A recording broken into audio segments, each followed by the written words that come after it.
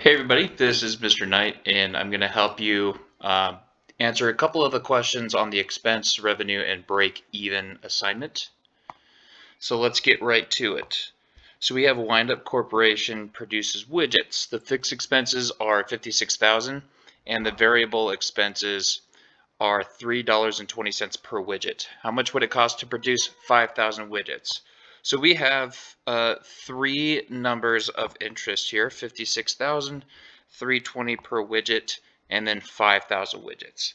The first thing we want to do is write an equation that will help us find the total expenses, which is E equals the price per widget, which is $3.20, times the quantity, plus the fixed expenses, which in this case is 56,000. Okay, so this is our expense function. I'll write that for you, expense function. And we're going to use this to find what is going to be the expense for this company, or how much would it cost to produce 5,000 widgets. So all we really have to do is replace this Q with 5,000 and then we solve. So expenses equals 3.20 times 5,000 plus 56,000. Okay, we're going to end up adding that 56,000 there at the end. So first let's figure out 3.20 times 5,000 equals 16,000. So now we know E equals 16,000 plus 56,000, and we just simply have to add those two numbers together. Mental math tells me it's 72,000, but let me make triple sure. Yeah. E equals $72,000. So that's how much it would cost to produce 5,000 widgets. So that's the second question. It kind of combines with the first question because the first question is asking to write the expense function, and we did that in order to solve for that problem. So now let's look for our break-even question. The fixed expenses are 56,000. Okay, so we have the same information here. 56,000, variable expenses are $3.20, but this time it's asking us to find something a little bit different. Windup plans to sell the widgets to retailers at a wholesale price of $6 each. Okay, so that's our new gold color. How many widgets must be sold in order to reach the break-even point? So the first thing we're going to do is set up our expense function, which we did in the previous problem. It's going to be 3.20 times the quantity, which actually we're solving for, so I need to find a different color. Let's pick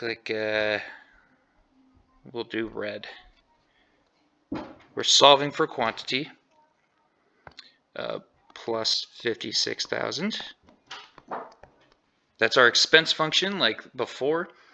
And then we also have a revenue function, which is a little bit simpler. It's going to be $6 times the quantity. We'll put 6.00, just so that we remember that it's a price. Okay. Okay. So to reach the break-even point, that means that the expenses are equal to the revenue. So all we do is we take the expense function and we set it equal to the revenue function.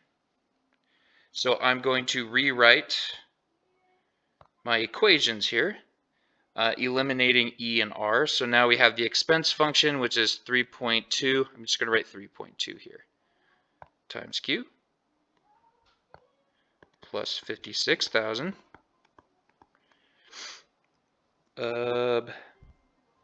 Let's just use gold, equals 6, and instead of 6.00, I'm just going to use 6 here.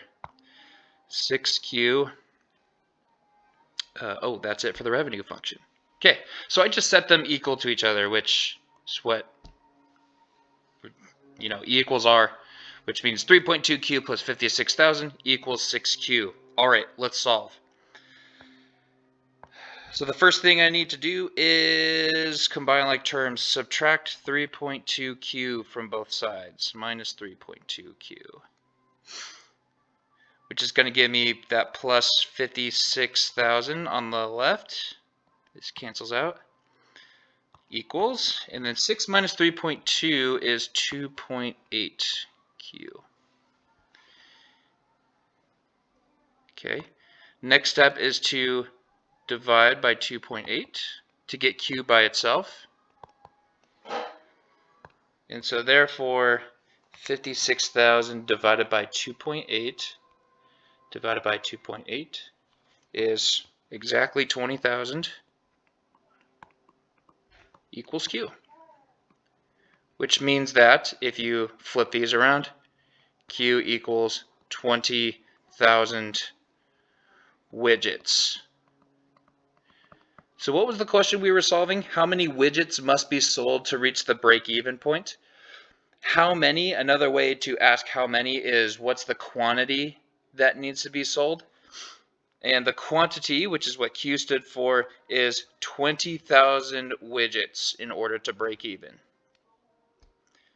All right, there you go.